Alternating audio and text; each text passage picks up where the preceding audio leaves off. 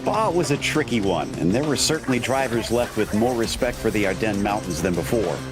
The hills of Appalachia might not carry the same weight, but VIR is no less gorgeous and just as challenging. Strap in and get ready to ride the roller coaster of the New Dominion as we get ready to watch the PCA Sim Racing Series 11 Sport Class live here on Podium Esports. Hi, I'm Joe Peak, and with me in the booth tonight is Roush Racing driver Joey Atterbury. Cameron Abernon is on social media, and Ryan Bauer is producing while using cameras provided by Dougie Beard. And I know you're excited about this one, Joey. I know you have a soft spot here for VIR. I absolutely love Virginia International Raceway. We pull up the track map here. 17 turns, 3.27 miles in length, but it's got a few different faces to it. Really, Sector 1, a little bit slower, but then after you come out of Turn 6, known as the Snake, comes into my favorite section of the racetrack, the uphill, the climbing S's, 7, 8, 9, and then finally back downhill through South Bend, Turn 10. Oak Tree, one of the most iconic corners here. Then down the long back straightaway that really goes up and down all the way through it.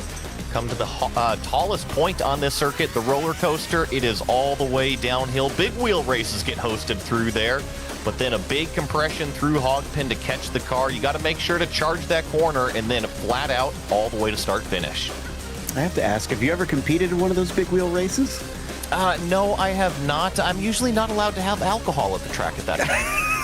It's the only way I guess you can do it, but we'll hopefully see some good battles down there as we usually see drivers set up on that one. But as we watch the onboard of one of our qualifiers down in the roller coaster, this is Crutchler right now trying to get himself a good lap right at the end. Let's see if he can improve his starting position from 35th. He's going to need it. That's way, way back in the field. Yeah, 35th of what I'm seeing, 45 plus cars out here come up the front straightaway. Let's see if he is able to improve this lap time at all. A 147.7. So yes, he does improve, moves him up to 30th. Definitely needed that. Kevin Yokel's currently on our provisional pole. Derek Dirksen behind him by almost 0.2 of a second, so he's found a decent gap up there at the front. James Legault, it needs a better third and final qualifying lap here as he sits down in 45th, make that 46th position as he gets pipped and he comes out of the hog pen. His quickest is a 49.1. Let's see what this one holds for him, as I'm not showing him improving on my timing screen, so it's not looking good. He'll cross the line, and it is a 48.3, does pick it up, and that'll put him into 43rd. Looks like they should at least have some grip because it's quite cloudy compared to what we had yesterday. Usually the cooler track temperatures mean more grip, faster top speeds out there, so it just kind of feeds into that aggression level, especially given that it's a 40-minute race. Drivers are going to go out there and get after it. So that's going to settle our grid. Nobody else can improve from here, and Kevin Yokel has managed to take that pole position. Could wind up being important with the difficulty we saw passing at times last time. Derek Dirksen will start second, and Jason Finch P3. Steve Komatz will be on the outside of row 2 as Charlie Ferrer starts 5th, and Mark Lacombe will be P6. And in row 4, you've got Mike Sachs flanked by Rex Jarawala, and John Gibson starts 9th. James Martin will round out your top 10. And then in 11th, we have Jeremy Hall. 12th, we have Ken Eskridge. 13th is Robert Neville. Joel Bergeron will be starting in 14th. Andrew Ellison in 15th. Chad Kaysen here in 16th. Curtis Crummell in 17th. Peter Yerksa in 18th. Jeffrey Gardner in 19th. And Ward Preston rounds out your top 20. 21st is going to go to Joseph Evers with Gregory Gorel starting in 22nd. Mark Frost, impressive, not a single practice lap, and he puts it in 23rd on his qualifying. And then Andrew Long will start in at 24th. Quarter century goes to Gilles Estupiñán. You've got Greg Lewin in 26th, Nathan Abuhaka in the 27th spot, Russ Elizondo 28th, and then Jeff Williams 29th. Nick Whitehill rounds them out in 30th. Then in the 31st position, we have Robert McNeil. 32nd is Antonio De Silva. David Crutchler in 33rd. Anker Bergson in 34th. Chris Costas in 35th. Patrick Gill starting 36th. Bob Moore in the 772 machine will be in 37th. Kevin Hamann in 38th. Carl Boschieri in 39th. And Alex Volmar in 40th. 41st is Will Mungia, and then you've got Chris Duffy in 42nd. After that, it's James Legault, 43rd. Adam Holland starts 44th today, followed by Randy Lervold in 45th. Nick Paglia will be P46. And then last one to set time is Keaton Van Thoff in 47th. Swarov Sengupta did not set a qualifying time, even though he did get some practice in, and he has gridded up. So it looks like we will have 48 cars starting out here today, and they're just about to take off behind the pace car as it is. It's a long track, but this is going to be a busy one, Joey. Yeah, anytime you pack this many cars on VIR, it is going to be extremely busy. We're going to be running into lap traffic sooner rather than later as we get the shots of all these guys inside of their sim rigs. And we do have a shortened pace lap here at VIR, so the car's already approaching what is roller coaster.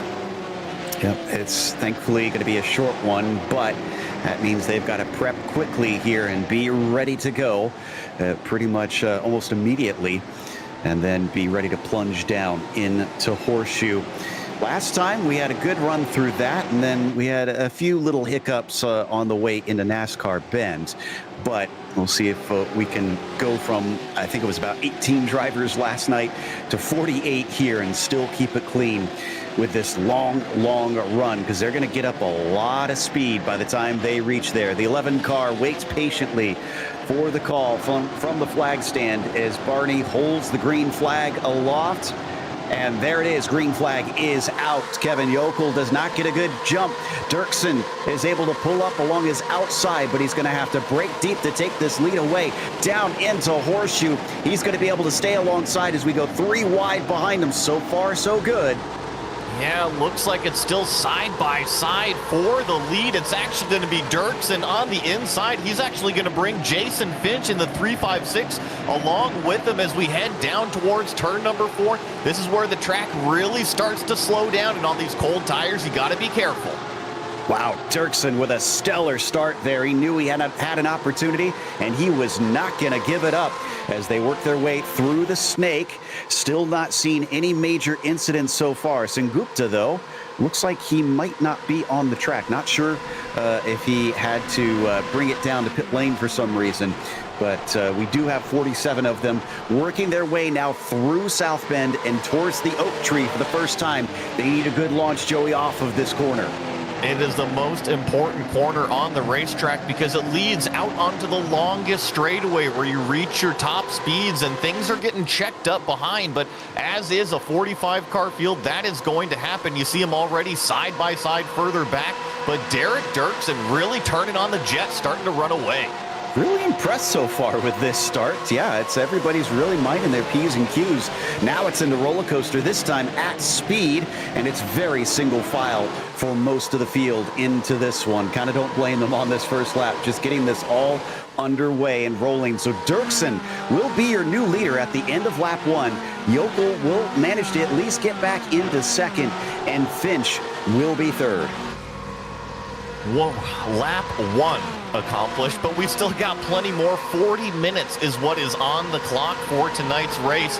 So you can see on the top of the screen, got the battle for 8th. On the bottom is the battle for the lead. It's still Kevin Yokel in that number 11, giving chase to Derek Dirksen, but it's pretty calm throughout the top 3, just kind of giving chase. Really consider that the top 7 trying to break away.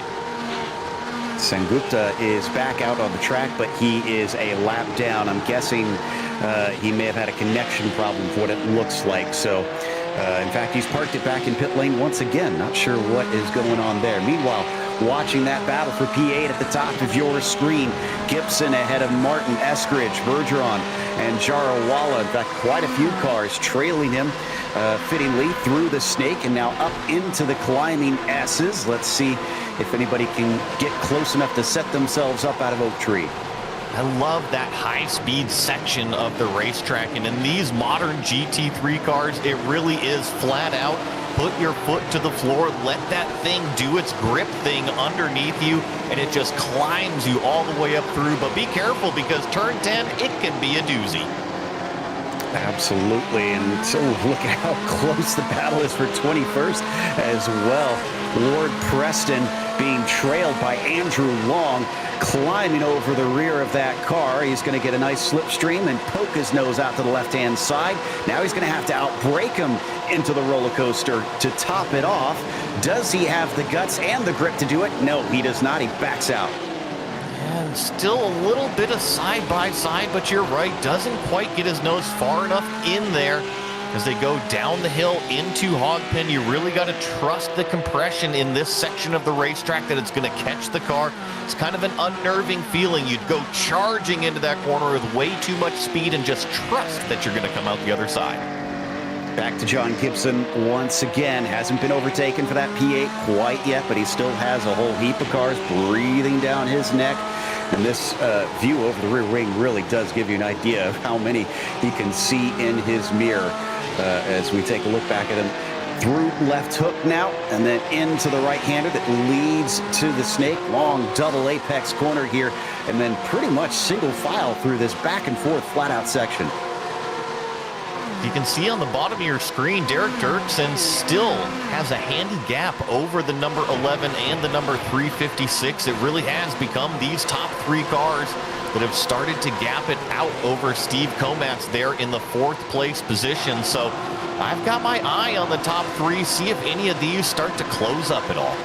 Yeah, I'm kind of curious about how that'll play over the long term, because whenever the pole sitter isn't able to lead after the first lap, you wonder if that was a mistake or if he just kind of had a fluke on the qualifying laps. Carl Boccieri, in the meantime, not up to the heights that we've seen from him previously. He is down in 37th, but his psychedelic paint is hard to miss. It looks kind of like an art car out there, doesn't it? Or either that or one of those puddles out in front of AutoZone. Yeah, that might be the inspiration for that one. But there you go. AutoZone maybe should use that as their new paint scheme on cars they sponsor, as we continue to follow the leaders there on the bottom as well. And it looks like it's still kind of staying static to what we've been talking about before. Up that 8th place into the braking for turn 1. And big send behind them. I think Jaro Wall is going to go wide, and he's going to lose a position. Well, no, he'd give a position back, really. I think he tried to pass Bergeron and had to immediately blow the car up to give it right back. You know, we've been looking at a couple of those paint schemes. I'm pretty impressed with all of the paint schemes throughout tonight's field. Now, granted, with 47 cars, you're going to see some pretty cool stuff, but I think a lot of these drivers really expressing their creativity. This is Bergeron, who got that spot back from Rex. In fact, he is up 3 from where he started this race. And no wonder Rex wants to try and at least get one of them back. He's down 4, so he's kind of on the opposite trajectory. Kind of a similarly crazy-looking car here for Joel. But at least they're trying to get our attention. There's another big look up the inside, this time into Oak Tree. This is a tough one to make happen. Rex keeps his nose in it, but he doesn't get the launch off the corner, which is very needed for this part of the track. Yeah, but he's right there tucked in that slipstream. Folks, nothing's happening up at the front, so it's still Rex chasing the 07 of Joel Bergeron. We're going to see if he's got the slipstream. He's poking his nose out to the driver's left, but then he tucks back in line. Like Joe, you were saying, just didn't quite have that exit out of Oak Tree. Now you got to be careful, because Chad Casion is kind of catching up to the back of them. Could make this a 3-car battle with ease if they keep going side by side through the corners. Once again, Rex getting right on top of him, and Joel looks like he's had enough of this. He actually pulls off to the side. Yeah, well, I think that Joel had a big-time mistake through Hogpen, and Rex really just nailed that corner exit, and it's going to bring Chad Cason here in with them into turn number 1. So Rex completes the pass, move him up. Also, consider Chad Cason in that move as well, up into 12th. All right, so a couple positions down quite quickly for Joel. That'll put him into 13th, and those 3 up become only 1 position up from the start for him. I thought I saw Abu Halka just having off through Horseshoe. Looks like he's back on the track now, but 9:58 just had a little bit of a hiccup. This is a battle a little farther down. Jeffrey Gardner is trying to hold off Evers and Elsom. This is for 18th position. Yeah, a little three-car train, and then actually you see just a very, very small gap of probably about maybe 20 car lengths. Then we got another battle for about 4 or 5 cars back there. So here in 20th, 18th, 19th, it is on, coming up to Oak Tree here. See if Gardner gets the exit that he really needs, but I think it's more Andrew Elsom applying the pressure to Evers right in front of him as well. It definitely is. And, you know, I kind of wonder if it's going to come down to just trying to keep from making mistakes today. And I feel like this track has a lot of what Martin Brundle likes to call error generators.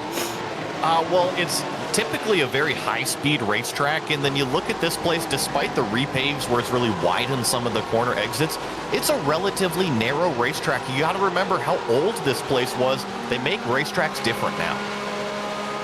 And, well, to be fair, it was rebuilt in 2000, but I guess they elected to keep the width pretty close to how it was back in its original incarnation.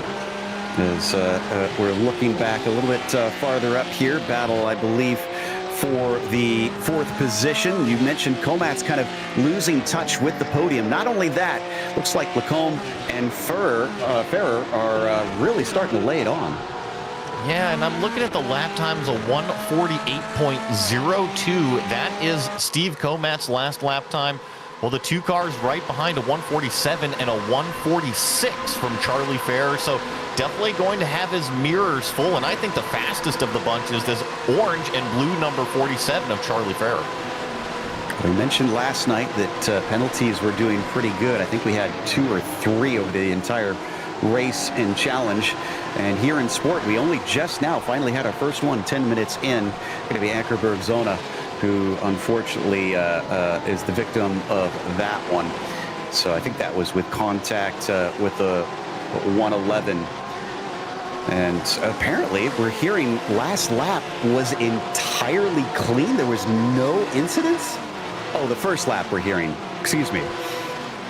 Well, yeah, you know, I think that there's always going to be a 1X incident somewhere, especially, Joe, when you got real-world drivers out there. Doesn't matter if you do track days or any sort of SCCA club racing under your belt. You kind of get into this mindset of using the curbs and use some of the areas of the racetrack that iRacing says, hey, you shouldn't be going over there. Just kind of happens sometimes. Exactly. Oh, no, Joel Bergeron is in the wall. I think this is an hog pen. He's having to get it turned around. Unfortunately, this is one of those corners where the wall is kind of way off to the side, so he's got a trip through the fields, basically, to get back to the racing surface. And I took a look. He's missing the front clip as well, so unfortunate there for Joel as we check in on our lead battle. Kevin Yokel here in the number 11, still giving chase to that 505. That is Derek Dirksen out front. Jason Finch is also in 3rd place right behind Kevin Yokel here. So it's still these 3 cars that got about 2.5 seconds over that other battle for 4th place that we were talking about just shortly ago. Kind of makes me think this goes back to what I was mentioning earlier, that I think Dirksen was maybe more opportunistic trying to get by Yokel because he hasn't been able to drop him. That said, the pace must be close enough that it doesn't mean that he's under immense pressure, because the 11's just been kind of sitting there and not really getting right on top of him, just making sure he's within reaching distance. Well, let me add Jason Finch's name to that, Joe, because I look at the data, right? Our leader, fast lap 46.7. 2nd place, 46.6. 3rd place, 46.5. So if you're looking for the fastest car of this group, it's actually 3rd place. Good point. Finch could be lying low, waiting and biding his time, especially considering we still have a pit stop in this race that we haven't discussed yet. So that could play a factor in terms of that pit strategy. And the battle for 16th in the meantime.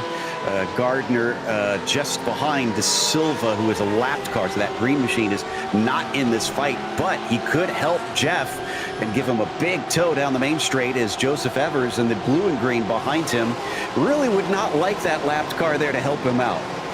No, he's hoping to kind of get around as easily as possible as they go down into turn number 1.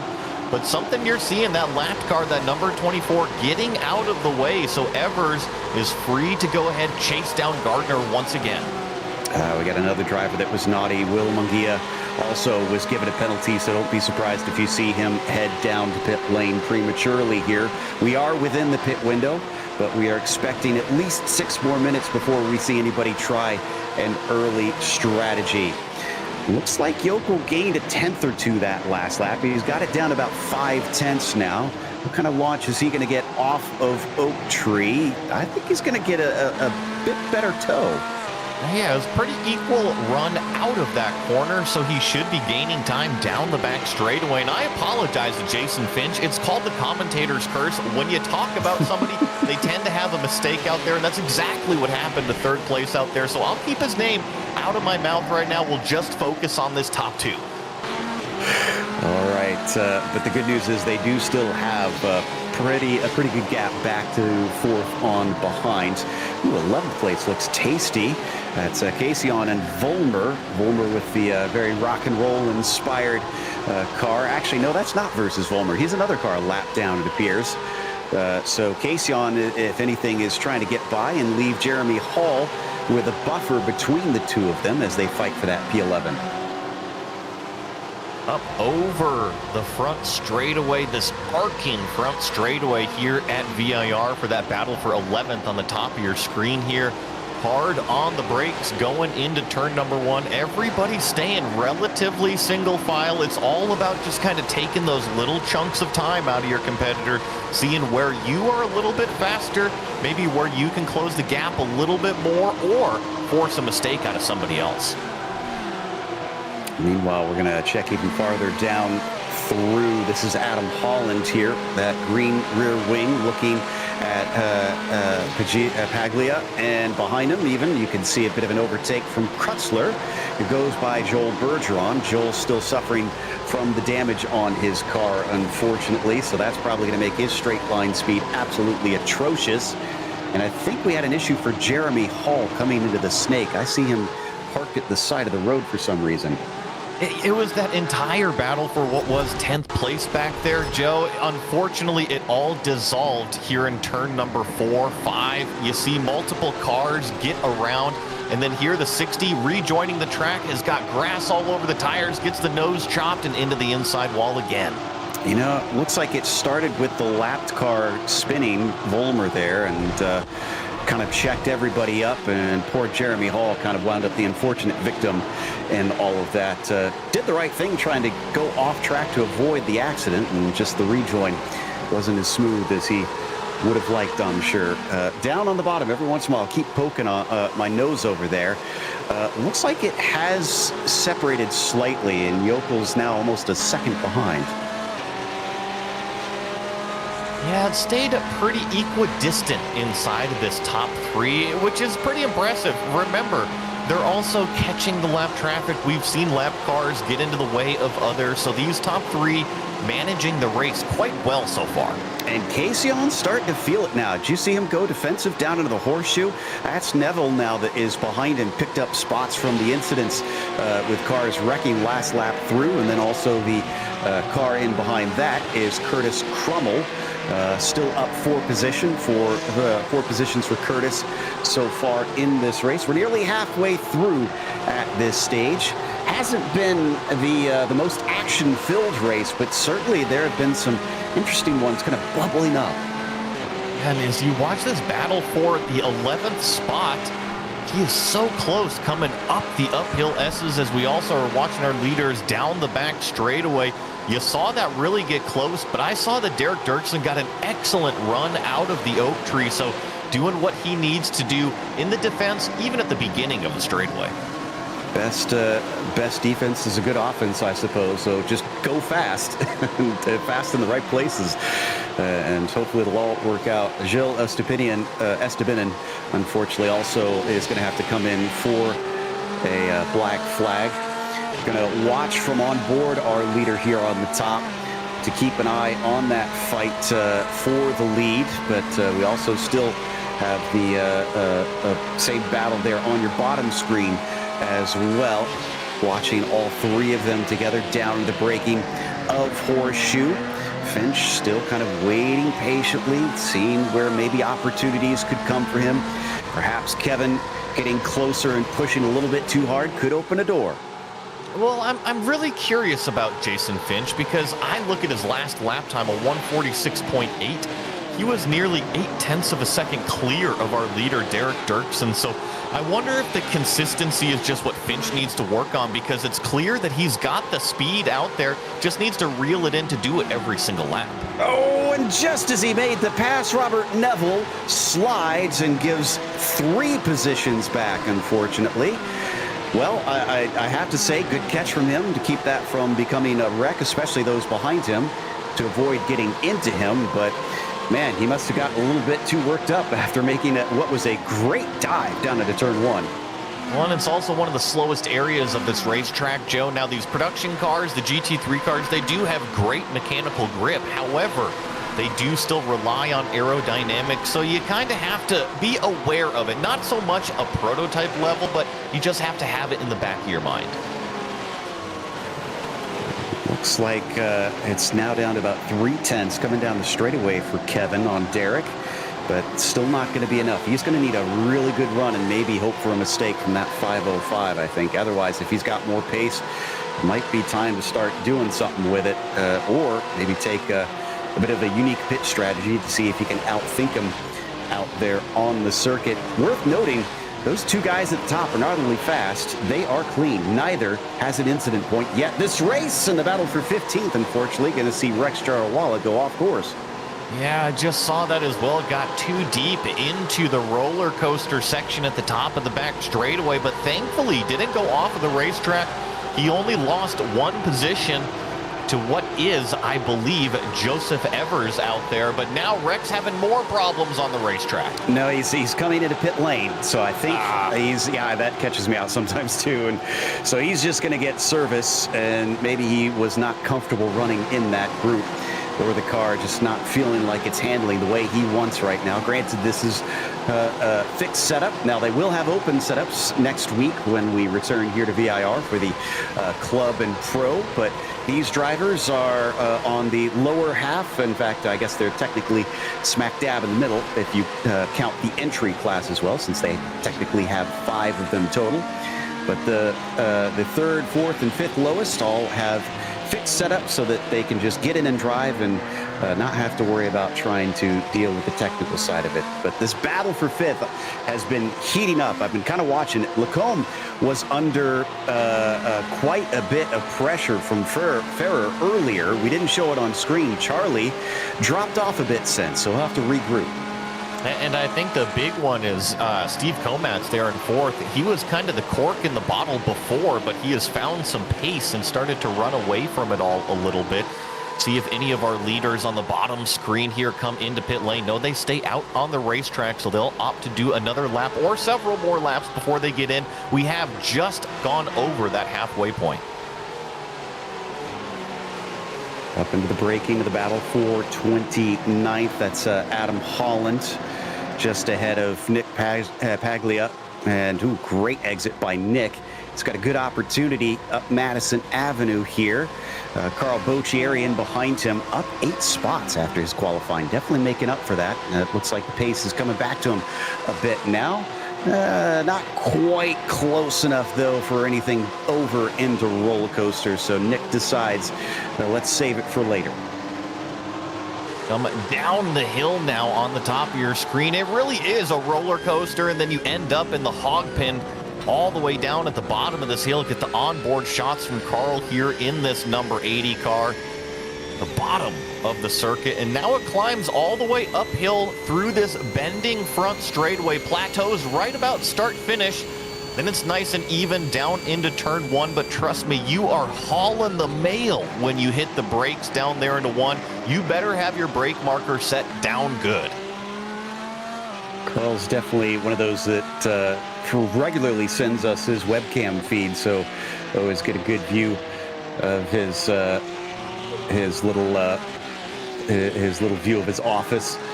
But definitely a good way for the drivers to get a little bit of extra screen time out here, because we always want to see the human element of this. Yes, this is racing online, but there are still people behind the wheel.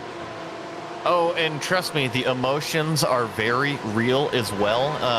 But yeah, it's why we all come out here. We love racing, we love cars, we love competition, and most of all, we like to do it with our friends. That's why we're here. Well, Curtis Crummell, I saw this a little bit earlier, unfortunately, has been given a black flag. Tried to make an overtake, and it went south in a hurry. He went off track, and I think collected another car in the process. So he's not only lost a bunch of spots, but he's now going to have to pit in. The driver he was trying to pass, Chad Casey, on also just pit. So now we're starting to see the strategy kick off out there, but it's very few drivers. Expect most of them to go as long as possible on the fuel. A few more are coming in. Andrew Long, I also see in there. I'm trying to check. Of course, we know Curtis Crummell was going to be pitting in. Abu Haka also is pitting in. Watching down to the battle for 36, Jeff Williams is leading Chris Costas. Both these drivers have stopped in already. To talk a little bit more about those pit stops, Joe, I'm watching our leaders, and actually, here we go. Kevin Yokel gets a tremendous run out of Oak Tree. He might be close enough to potentially make a move down in the back straightaway, but I was going to say the leaders, they have a lot of lap traffic right in front of them. It could be better to come in, pit maybe a lap or two early, so that way when you come back out, you're in that clean air. You don't have to get worried about being held up by some slower cars in front of you. That's a good point. And if you're Kevin Yokel, I got to think that that's the first thing on your mind right now, because Dirksen has been leading the way. He doesn't need any sort of undercut, but Kevin could use some unusual strategy. He elects not to take it this time by, though. He'll carry on another lap, so we still need about 2/3 of the field to pit in as we check in on 14th. Gregory Gorel with Andrew Elsom. This is into roller coaster. You can see the rise up to the highest part of the track and then back down the hill. Once again, Mark Frost is the car that's kind of trailing behind that number 116, trying to stay close enough to capitalize if something happens to them. Through Hogpen they go.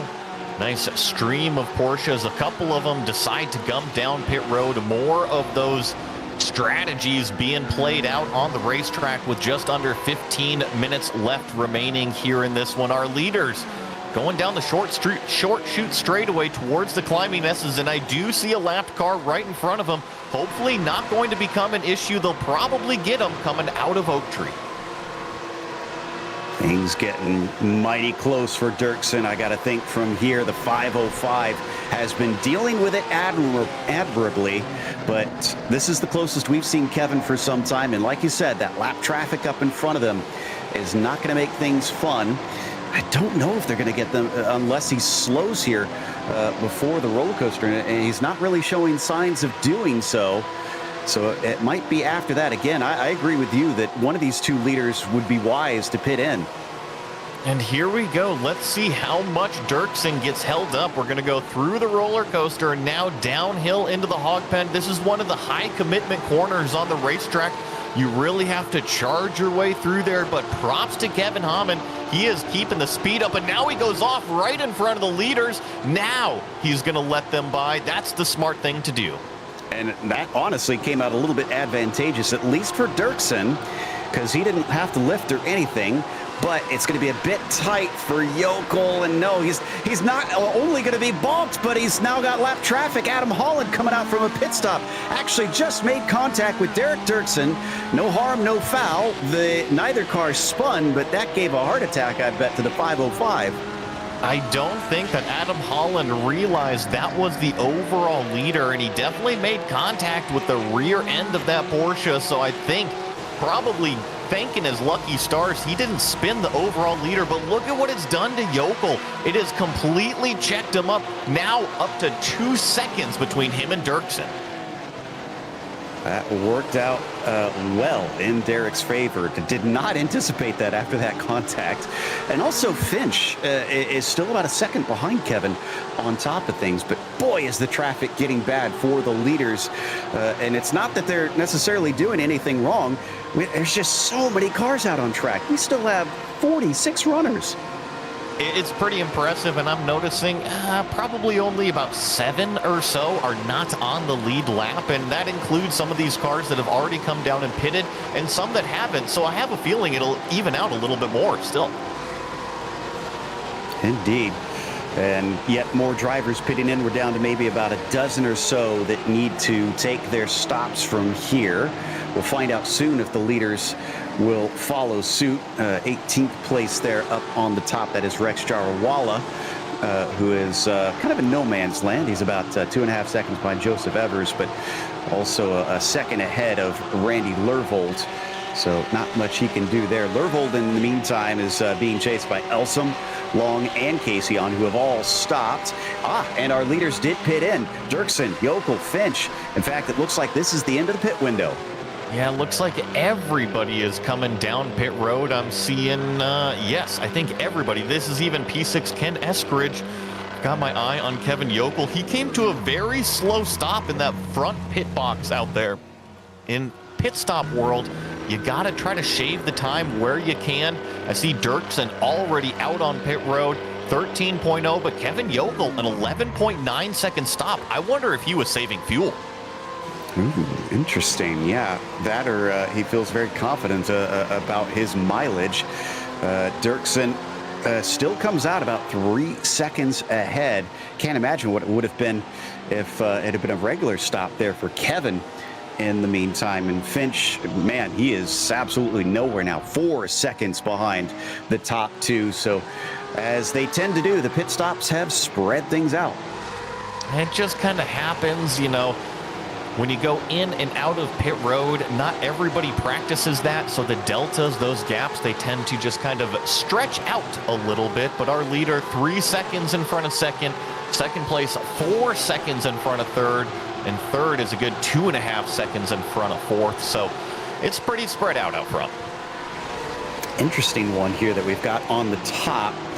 Actually, no, we've switched back to 20th. I was going to say that's 2 battles coming across each other that are on different laps, but this one, it looks close between Elsom and Elizondo.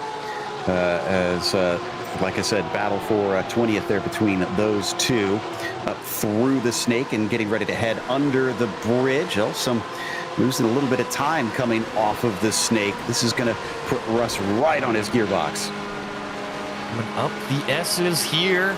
Russ looking for any sort of opportunity. I noticed that actually right in front of Andrew Elsom, there's a good gaggle of about 4 cars. So if Andrew Elsom can keep up this pace, he is closing it into this gaggle right in front of him. As you see, it's potentially almost 3 wide there. That's Long and Lervold, and Chad Casey in the mix as well. He's got a good run on him. Lervold's going to hold the inside on the initial entry, but that'll open up the apex on the right-hander. If he doesn't break deep enough, he sends it in farther, and he is going to be able to take that apex. Long will have to fight back and has to actually chop off Casey before he can get a move on him.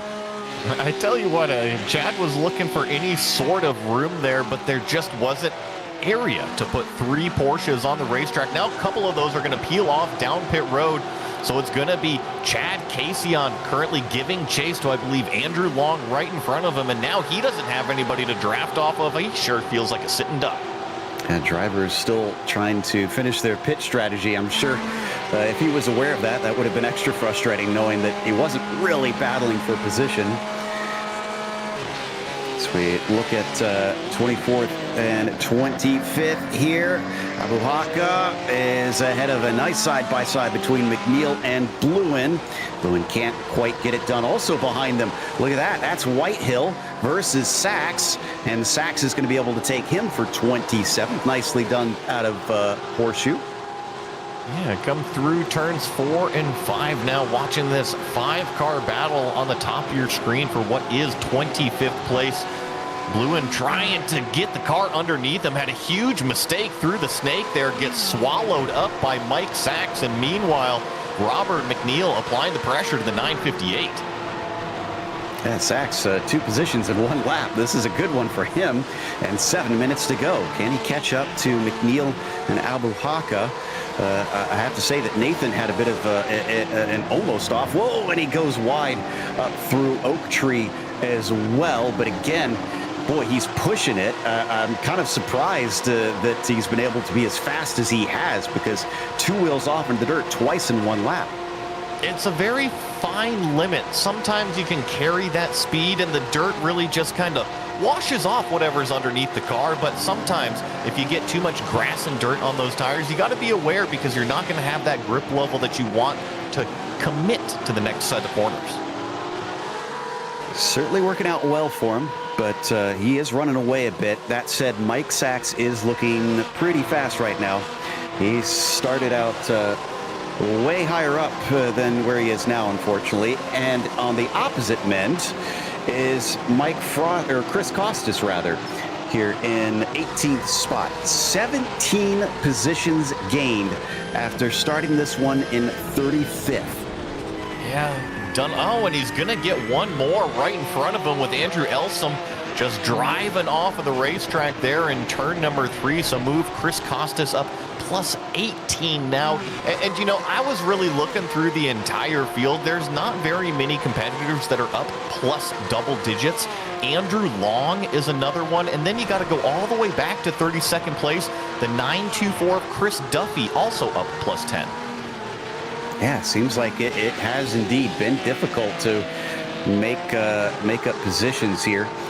And by the way, speaking of fun paint schemes, this is the Rubber Duffy car. Well, maybe he can go swimming in that AutoZone parking lot puddle in front of him. Actually, at one of the SRO races, I did see someone put a bunch of rubber ducks in one of the little puddles one time when it rained a lot. So not unheard of, as Carl Boccieri up in 31st now. Remember, he started down in 39th. He hasn't been soaring quite as high, but he is up 8 spots, so at least he's gained a few out there. But gained 6 more since we were last looking at him.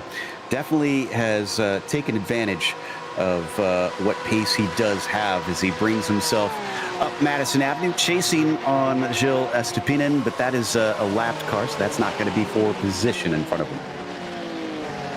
Yeah, but right in front of him there as we check in on the rest of our lead battle for 5th place right now, coming up the uphill S's. It's spread out just a touch. I think the closest one is really for 6th place. The number 911 car of John Gibson being chased by the number 40 of Ken Estridge back here as they go down into the Oak Tree corner, which unfortunately no longer there. Well, our social media guru is doubling as our stats lady tonight. Cam's told us that if Dirksen manages to win, that means that both winners in the first 2 classes are going to go back-to-back to start the season. So Derek looks determined on this one, especially after that pit stop, to make this one true. He's doing everything right out there after taking the lead early on. Has had clean air. It hasn't been easy, really. He's had Kevin Yokel in the mirror the first half of the race. Oh, no, and then there's contact back there. I believe this is, I believe Ward Preston turned around at Oak Tree. And that even started before him. Andrew Long had a mistake into that corner and was kind of prone across the track. So Preston wound up into him. Costas also involved after he has had such good progress up the field. So here is Ward Preston. He's going to suddenly find himself into the action. Oh, and that's a bad rejoin is what that is. Really, really unfortunate there from Andrew Long. And when you have these rejoins, I know it can be really tough to just, you want to get on the gas. You see him stop and then hesitate. But the thing to do there, put it in reverse, back it up off of the track. You never want to rejoin perpendicular. You want the rejoin parallel to the racing line. I think he saw him coming and thought, if I can pull forward, he can go behind me. And maybe it was just the hesitation maybe prevented that from being a possibility in that situation. Regardless, I wouldn't be surprised if we saw a penalty out of that one. Meanwhile, that battle for P5, Charlie still has John trying to chase him down.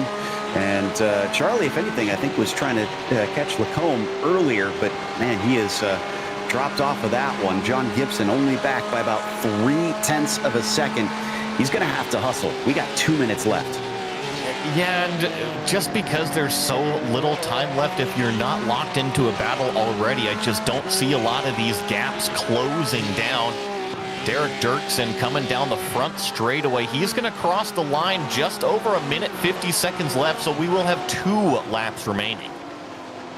2 to go. Who can do something with that? Can they get themselves near enough to be a hassle for their rivals? 17th place could be a battle right now. That's Jeff Williams in the yellow being flanked by Chris Costas. He may have had some contact, but it looks like the car's still plenty fast in a straight line. In fact, it's great under braking. He's going to take 17th. Yeah, now Gardner is all over the back of Williams here, so he's now applying the pressure as they come down the hill. But look out for Andrew Elsom in that white, blue, and red Porsche as well. Got about 5-6 cars lined up. Elsom had his own little hiccups earlier. He's on the mend. And Jeff Gardner, ooh, look at them weaving down the straight here, trying to pick a line as Jeff Williams decides, let's go defensive. Let's cover that traditional inside. Oh, but they're going to make contact. Off into the grass he goes. This kicks it off for Elsom. He'll pick the pocket of both of them. And here comes Abu Haka, also getting a 2-for-1. The Jeff on Jeff crime. They're going to have to go to the court of Jeffrey after this. Unfortunately, Gardner getting into the back of him there. Probably not what he wanted to have happen, but I also noticed a little bit of crowding going on there in turn 1. Posturing, just like racing drivers always do. Does that court have a Jefter? Well, in the meantime, battle for the 16th spot here is still on. Actually, I guess that is for 18th spot, rather, that we're looking at now for Elsom and Abu Haka. Gardner is not out of it, although that little bit of contact might cost him in the end. White flag is now out as Dirksen has crossed the start-finish line, and he's still 3 seconds ahead of Yokel. Like you said, I think this is too far apart at this stage. Kevin honestly needs a mistake from Derek to have a realistic shot. Absolutely. However, if Derek does make that mistake, that number 11 car is plenty close enough to capitalize on it. 2.5 seconds is not very far when you look at the track position. Here is Kevin Yokel currently giving chase. You can see our leader Dirksen going up the uphill S's. So you still got to hit your marks out here, even on the final lap. But the good thing is you've already done it 22 times. You just need to do it the 23rd. And that buffer of a lapped car between them acts as an extra barrier for the 505. He knows he's got some safety measures here. Still hustling it, still trying to get it around as quick as he can. Doesn't want to let up now and make an unforced error backing off of things.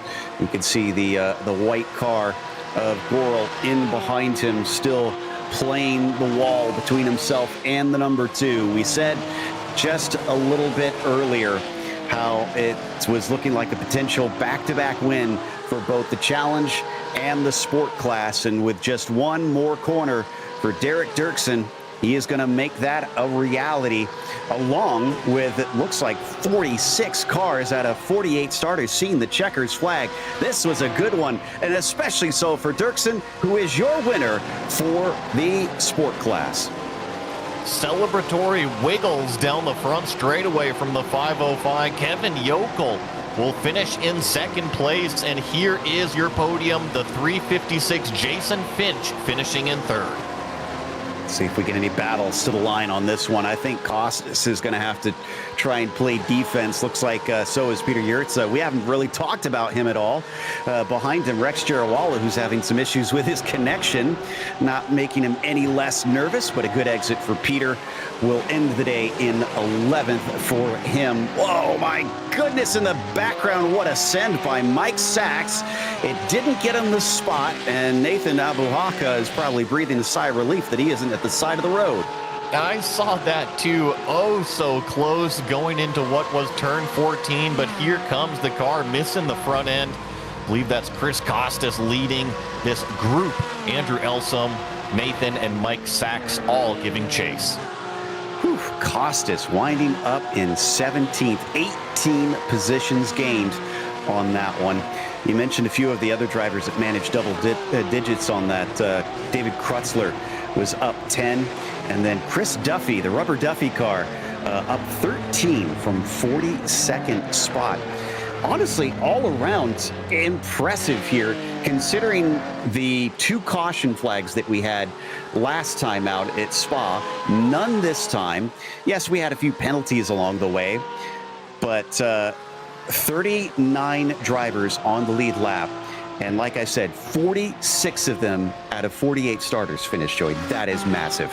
It's a good group of drivers, and you can clearly tell that they're practicing, they're learning every single week, getting better, honing their skills out there. And the other car that I want to give a shout out to, because I didn't say his name, is the 614 of Randy Lervold. He went up plus 15 positions back there, finished in the 30th spot. So quite a few movers in this race today. Wow, great stuff all around. And there you can see the finishing order for the top ones, but here is for all of the drivers. Derek Dirksen taking the win after starting in the second. Kevin Yokel, our pole sitter, kept him honest for much of the race, but couldn't match him at the end. He wound up second place. Jason Finch was P3, Mark Lacombe was P4, and Charlie Ferrer started fifth, finished fifth. And it was John Gibson in the 6th spot, followed by Ken Eskridge up 5. At the sharp end, that's a little bit harder to do. So big kudos to Ken, finishing 7th today. Steve Komatz finished 8th, and James Martin 9th. Then it was Robert Neville getting 10th. Peter Yurtsa here in 11th. Rex Jarawala in 12th. Joseph Evers will finish in 13th. Chad Casion in 14th. Mark Frost will round out your top 15 here. Russ Elizondo in 16th. Chris Costas 17th. Andrew Elsom 18th. Nathan Abuhalaka in 19th. And Mike Sachs in 20th. Jeff Gardner wound up 21st as Robert McNeil was 22nd. Then it was David Krutzler, P23. Jeff Williams was 24th after that late Jeff on Jeff accident as Nick Whitehill wound up in 25th, and then Bob Moore 26th. Gilles Estupinian, after his penalty early on, was able to at least get back to 27th, but was still 2 down on the day. 28th for Boccieri, gain of 11. In the end, Chris Duffy 29th, and Randy Lervold was 30th. Joel Bergeron here had a couple incidents today, falls all the way back to 31st. Greg Bluin in 32nd. Curtis Crummell here in 33rd. Adam Holland finishing 34th. Nick Paglia in 35th. Keaton Van Thof in 36th. Anker Bergson in 37th. Jeremy Hall finishing 38th. Kevin Hamann in 39th. And the first car, you got to go all the way back to 40th place with Gregory Gorel, 1 lap down. And it was Andrew Long in 41st, Will Munguia in 42nd position. Patrick Gill was 43rd. Last one 1 lap down was Ward Preston in 41st. Antonio Da Silva was 45th today, and Alex Vollmer was last on the field in 3 laps down in 46. James Legault and Swarov Sengupta did not finishes. In fact, Swarov might have been a did not start technically. So out of the top 5, another thing that is impressive about this race, 4 of the top 5 did not have a single incident. That means no off tracks the entire race. Yeah, Joe, certainly a lot better in the sim than I am. I don't even think that I can do one of the sectors here at VIR without getting an incident point. So not only did we see great racing with Derek Dirksen, Kevin Yokel, Jason Finch, this entire top 5 really running away with it, but also putting it on display very clean on the racetrack. Well, if you enjoyed this, especially with it being at VIR, join us next Wednesday night, January 24th, for the sport class at VIR. And a big thank you, the club class update, your script, Joe. A big thank you to the steering committee at PCA Sim Racing, and a huge thanks to our team tonight, Joey, Ryan, Cameron, and Dougie. Thank you so much for watching tonight's broadcast of PCA Sim Racing. I'm Joe Peak, and I'll see you on the track.